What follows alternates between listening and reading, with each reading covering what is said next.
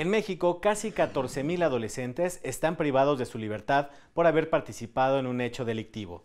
¿Cómo opera el sistema de justicia penal para adolescentes, pero sobre todo, cómo se protegen los derechos de los menores que están en conflicto con la ley? Se lo vamos a preguntar a una defensora pública federal. Mi nombre es Emanuel Saldaña. Quédese con nosotros. Ya inicia Te Defendemos.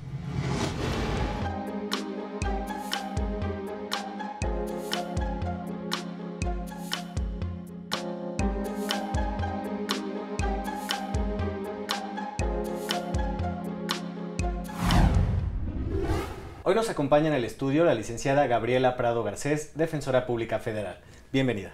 Muchas gracias por la invitación, es un gusto acompañarlos. Licenciada, pues hoy vamos a hablar de los derechos de niños, niñas y adolescentes que se han visto involucrados en algún hecho delictivo. Para comenzar, explíquenos cuál es la regulación, la normativa de protección de derechos de este sector de la población en México. Bueno, la base de todo este sistema de protección lo encontramos en la Convención sobre los Derechos del Niño. Esa convención es el tratado internacional que más suscripciones de diferentes países tiene. ¿Por qué? Bueno, pues porque es lógico considerar que este sector de la población mundial pues es el más importante, es el que va a proteger a todos los niños, niñas de edades tempranas.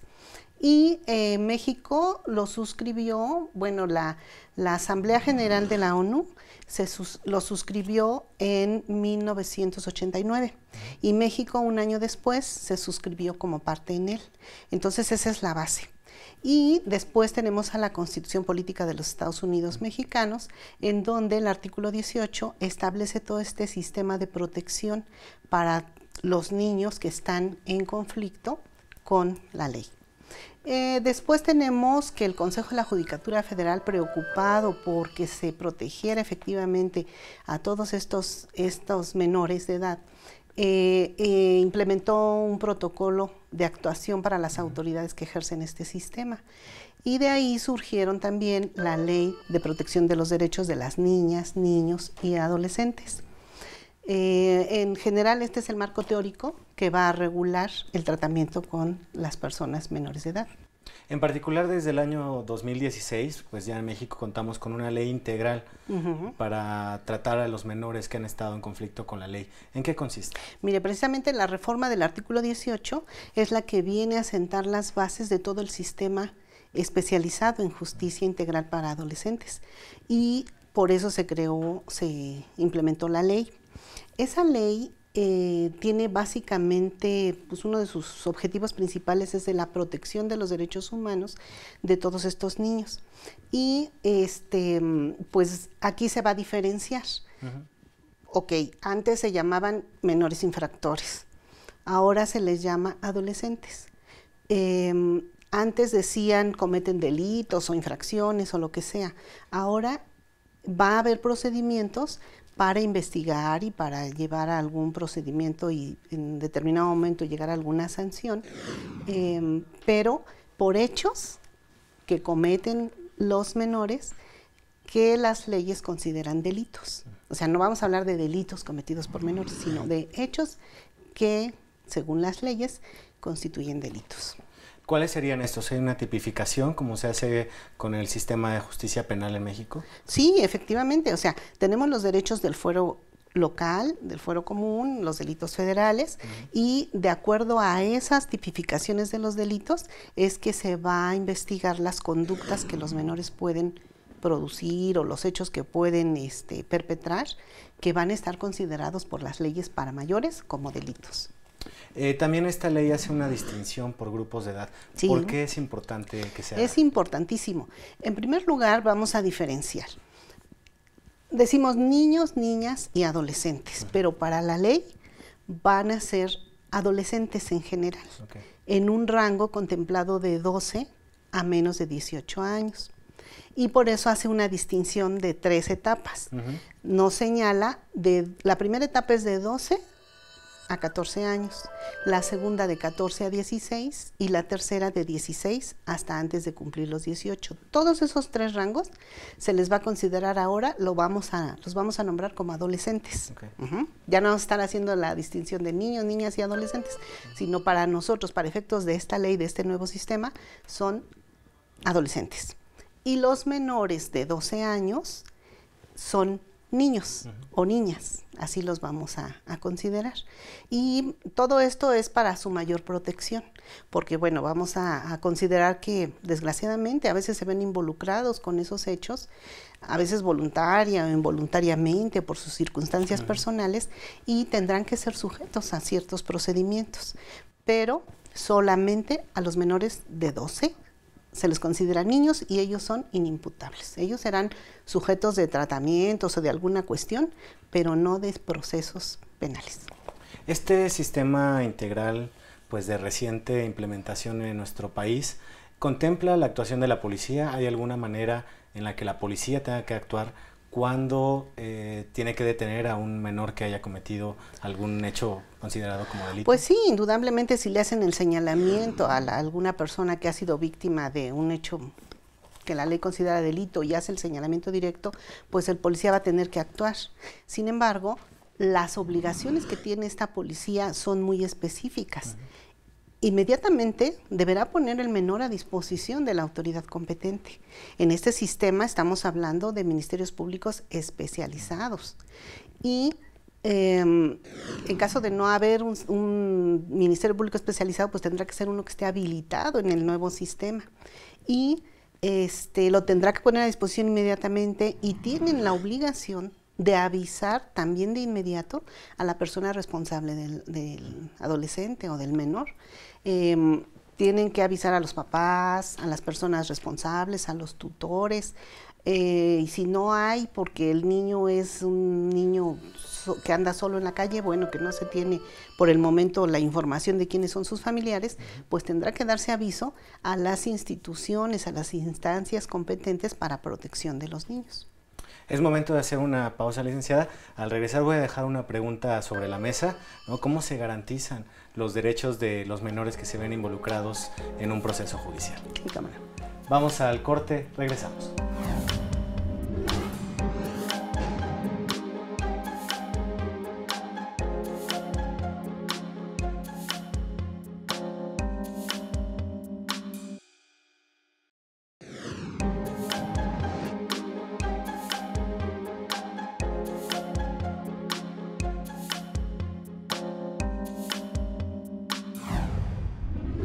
Ya estamos de regreso, estamos conversando con la licenciada Gabriela Prado Garcés, defensora pública federal, y antes de continuar, quiero invitarlos a ver la sección Te Escuchamos. En esta ocasión le preguntamos a la gente qué opina de que las medidas que se impongan a menores de edad que cometen un delito estén encaminadas a la reintegración social, personal y familiar. Vamos a ver la sección y regresamos.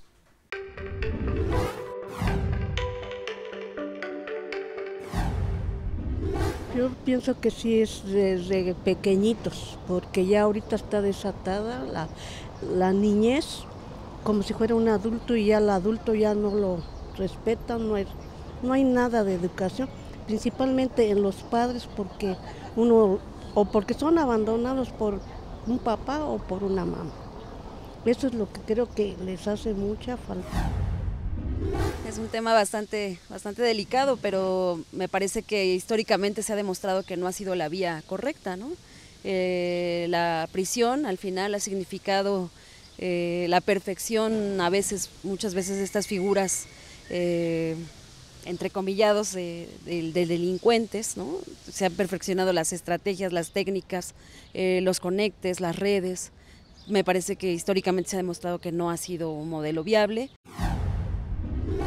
Pues sí que debería de haber más, como más reinserción a la sociedad, o sea, grupos o lugares donde los puedan ayudar en vez de mandarlos a la cárcel, ¿no? Porque salen criminalotes en vez de criminales pequeños.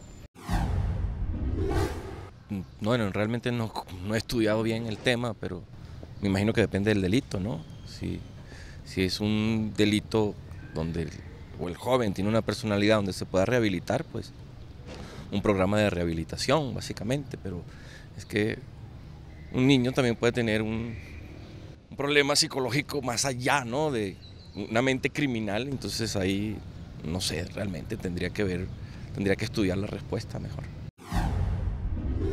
De reintegrarlos a la sociedad, desde luego, que alguien se responsabilice.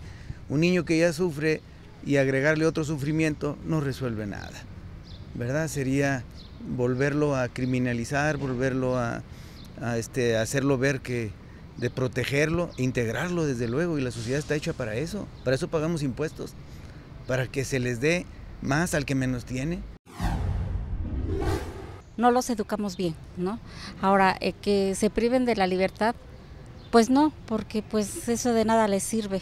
Lo que tienen que hacer es pedir ayuda profesional, tanto los padres como los menores, y así pues ellos entender que no deben de hacer esas faltas, ¿sí? Pero más bien la educación es desde nosotros los padres. Sí, yo creo que deberían de buscar talleres o algún tipo de actividades para poder meter a los chavos de nuevo a la sociedad, que lleven pues un buen camino y que se distraigan de otra manera, que no vuelvan a la calle y mejor busquen algún taller, alguna actividad o algo que les enseñe a un trabajo o algo para que puedan seguir viviendo ellos. Yo creo que a los primos delincuentes sí hay que tratarlos bien, pero hay desgraciadamente quien se dedica a eso y no es fácil volverlos a insertar a la sociedad. Y lo que pasa es que el problema es mayor porque es desde convivencia donde nacen, donde están acostumbrados a que los papás roban, que los hermanos roban. Es todo un sistema. Y bueno, ahí estuvo la opinión de la gente y habíamos dejado en el bloque anterior una pregunta sobre la mesa. ¿Cómo se protegen los derechos de los niños, niñas y adolescentes que están involucrados en un proceso judicial? Precisamente todo el marco jurídico del que ya hablamos es el que nos va a dar sustento para proteger todos esos derechos. Y la Ley Nacional de Justicia para Adolescentes precisamente tiene varios puntos que se tienen que respetar. Se tiene que seguir ese lineamiento. Los derechos de las personas adolescentes sujetas al sistema son principalmente los que vamos a enunciar. La protección a la intimidad. No se deben estar llevando al proceso cuestiones de familia, personales de los adolescentes. Sí, tiene que respetarse este punto. También la confidencialidad y la privacidad. Por el hecho de que el adolescente esté sujeto a un proceso, no quiere decir que tengamos derecho a estar ventilando toda esta información que se está manejando ahí. Inclusive, bueno, ahora los juicios, como ya son orales, son públicos, como todos sabemos, pero hay restricciones incluso para la prensa y son más severas que si estamos hablando de justicia para personas adultas. Inclusive pueden incurrir en responsabilidad penal, en cometer delitos por el hecho de divulgar alguna información que se esté manejando ahí. También tenemos que respetar el registro de los procesos. Esto es muy interesante. Por ningún motivo se debe tomar en cuenta los antecedentes o los registros anteriores que haya tenido el adolescente para hacerlos valer como en contra en este nuevo proceso o en otro. Eso está totalmente prohibido. Ahí vemos cómo sí se aplica el derecho de acto y no de autor. No nos va a interesar y está prohibido con los adolescentes el hecho de tomar en cuenta situaciones anteriores que se hayan pues valorado en un procedimiento, que se hayan sancionado, lo que sea, eso no va a importar. También se debe respetar muchísimo la garantía de la detención. Como comentábamos, hay que dar aviso inmediatamente tanto a las personas familiares, las personas de confianza del adolescente, como poner inmediatamente a disposición de la autoridad. Y en su caso, pues actuar rápidamente para que si está detenida el adolescente, pues se le restituyan sus derechos. Hablábamos también de que los adolescentes comprendidos en el primer rango de edad de 12 a 14 no pueden ser sujetos a privación de la libertad. Por lo tanto, si se les detuvo en flagrancia o lo que sea, Por eso debe ser inmediata la atención y la puesta a disposición de las autoridades para que ellos recobren de manera inmediata sus derechos. También la prohibición de la incomunicación es muy importante. Por ningún motivo podrá estar incomunicado. Se le debe dar a las personas adolescentes toda la información. ¿Qué hecho se le está imputando? ¿Quién lo está haciendo? ¿Cómo? ¿Por qué? Todas las circunstancias de alrededor. Se le debe informar exactamente cuál es el delito que podría estarse constituyendo según la ley, cuáles son los alcances, cuáles son las medidas que se podrían dictar. Toda esa información debe dársele puntualmente. También que tiene derecho a ser asistido por un defensor especializado. Y el derecho a la defensa. O sea, en todo momento tiene que estar presente el defensor, ahí, al pie de la letra. Tampoco puede ser obligado a declarar en su contra. Él tiene derecho a permanecer en silencio y a la vez tiene derecho a ser escuchado si él lo desea, pero siempre en presencia de su defensor y a decir sus razones o el hecho por qué lo cometió, por qué lo están acusando de eso, a explicar ampliamente todo eso. Esos son de los principales derechos que él tiene. Sobre todo también a que se trate de que sea un procedimiento en el que se dicten medidas, pues otro tipo de medidas, no tanto la privación de la libertad. Eso será como última instancia, como último recurso. Y bueno, como vemos, la protección es muy amplia, ¿no? Sí, bastante. Y bueno, para eso se requiere también una autoridad judicial, como ya nos decía, especializada en atender estos asuntos, ¿no? ¿Quiénes son estas autoridades encargadas de darle resolución a los asuntos en donde están involucrados los menores? En este sistema tendrá que haber un Ministerio Público especializado en el sistema de justicia para adolescentes, los órganos jurisdiccionales también especializados, la defensa especializada, los facilitadores para el caso de que se llegue a acuerdos reparatorios, las autoridades administrativas especializadas y la policía de investigación. Todos deben ser especializados. Aquí yo quisiera hacer un comentario. En la actualidad, todavía en el sistema federal, no tenemos los jueces especializados ya designados, ya nombrados y en un lugar específico. Todavía no contamos con esa infraestructura. A nivel local sí, ya hay jueces especializados en justicia para adolescentes y todo, pero pues esas autoridades verán los asuntos específicamente de hechos considerados como delitos del fuero común. En cuanto a la materia federal, bueno, las mismas autoridades van a intervenir, pero habilitadas, en su carácter de habilitadas. Y nosotros los defensores, la mayoría de los defensores ya estamos certificados en justicia integral para adolescentes. Entonces ya nada más estamos esperando que funcionen los juzgados normalmente y serán adscritos ahí. Pero por lo pronto sí se dan este tipo de asuntos, entonces tendrán que conocer juzgados y todas las autoridades que estén habilitadas en ese sistema.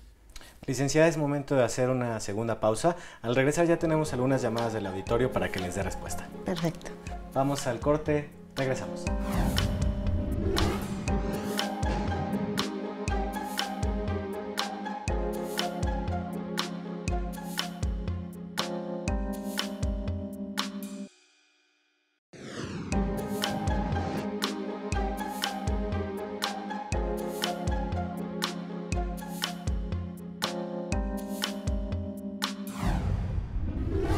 Ya estamos de regreso y ya tenemos las llamadas del auditorio en la sección Te Respondemos. Vamos con la primera llamada, es de la señora María Luisa Gómez de la Alcaldía Cuauhtémoc. Ella pregunta cómo protege la Convención sobre los Derechos del Niño a los niños y adolescentes cuando son acusados de algún delito. Es una protección muy amplia. Estábamos hablando que la mayoría de los países ya está suscrita en esa convención, entonces todos tienen que respetarla. La convención inclusive señala que se debe buscar una justicia restaurativa y reintegradora para que ellos vuelvan a la sociedad y a su núcleo familiar sin problemas. Y además tiene el alcance incluso de señalar que como último recurso debe tomarse la la privación de la libertad para los adolescentes y está prohibidísimo la pena capital o la perpetua. Desde ahí se sientan las bases para que no tengamos a menores, a adolescentes privados de la libertad por más de 5 años. 5 años es la sanción más alta que hay y esa será impuesta por hechos constitutivos de delito bastante graves. Entonces, esa es la importancia que tiene la Convención, esa es la protección tan amplia que proporciona a los niños. Vamos con la siguiente llamada. Es de un chico que dice tener 15 años y nos dice que está relacionado con un problema de drogas. Él desea saber si en el Instituto Federal de Defensoría Pública le pueden poner un defensor, ya que su familia no tiene dinero para pagar los servicios de un abogado particular. ¿Qué le puede responder? Por supuesto que sí. En el instituto, casi el 100% de los defensores públicos federales estamos certificados ya en justicia para adolescentes y sí es posible la designación. Seguramente este chico debe estar a disposición de una autoridad federal.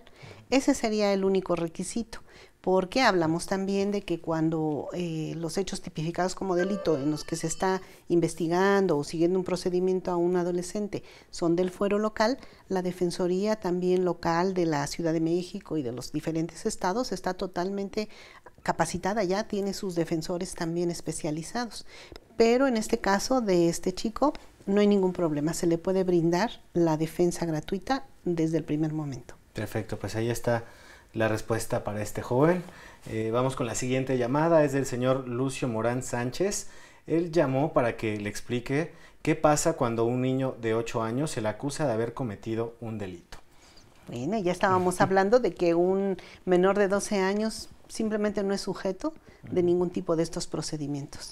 Si se le llega a imputar una conducta que podría constituir un delito, bueno, tendrán que seguir otro procedimiento, pero un proceso penal jamás. Correcto. No hay problema. La siguiente llamada es de una persona del público que prefirió no dar su nombre y desea saber cuál es la mayoría de edad penal. Bueno, la mayoría de edad penal es a los 18 años, indudablemente. Por eso la creación de este sistema, por eso la importancia de este sistema de justicia penal para adolescentes, porque ahí estableciendo que menor de 18, mayor de 12, en ese rango, podrán ser sujetos a procedimientos, sí pueden llegar a tener una responsabilidad penal, pero en el sistema de justicia especializado para adolescentes. Mayor de 18 tendrá que ser totalmente un sistema aparte. Inclusive los lugares en donde los llegan a tener cuando los privan de la libertad deben ser diferentes. No hay opción de que, momentáneamente que esté aquí en los separos. No, tiene que ser un lugar totalmente alejado y diverso de donde estén las personas detenidas que sean adultos. Muy bien. Tenemos una llamada más, es de Laura Angélica Morales. Ella dice que es estudiante de Derecho y pregunta cómo se puede comprobar la edad de una niña que detuvieron porque dicen que cometió un robo en un supermercado. Bueno, una de las pruebas más importantes y más definitivas es el acta de nacimiento. En caso de no contar con ella o si se tratara de una niña extranjera o como ahora que están los migrantes pasando aquí por nuestra ciudad, bueno, pues con un documento oficial. Si no fuera preciso, bueno, no lo tienen por el momento, pues están los peritos. Con un peritaje se puede acreditar qué edad tiene. Pero hay algo muy importante que debemos saber. En caso de que hubiera duda de la edad, se tendrá que bajar al rango anterior. Por ejemplo, si en este caso la duda es si tiene 12 o menos de 12, para efectos de que si va a ser sujeta o no de un procedimiento, bueno, pues si no se logra determinar fehacientemente la edad, pues entonces se tendrá que bajar al rango anterior. Y en este caso ya no sería sujeto de responsabilidad penal. Muy bien, pues sin duda este tema da mucho de qué hablar, licenciada. Lamentablemente se nos termina el tiempo. Le agradecemos mucho que haya venido a este espacio. No, pues con todo gusto. También agradecemos a nuestro equipo de producción. Gracias a usted por sintonizarnos. Lo esperamos la próxima semana. Quédese mientras en la señal del canal judicial.